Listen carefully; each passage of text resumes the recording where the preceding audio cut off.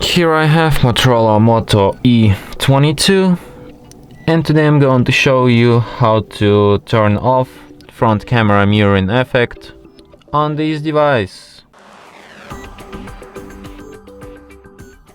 So to do this, firstly you have to open camera, then switch to the front camera. So now let's take just like any photo for an example.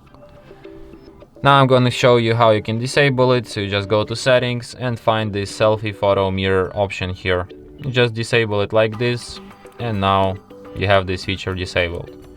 And now I'm going to show you these examples. So here on this photo you can see lightning coming from the left side and this one from the right side, because these photos are mirrored. So yeah, and that's it. Thanks for watching. If you find this tutorial useful, don't forget to hit that like button and subscribe to our channel.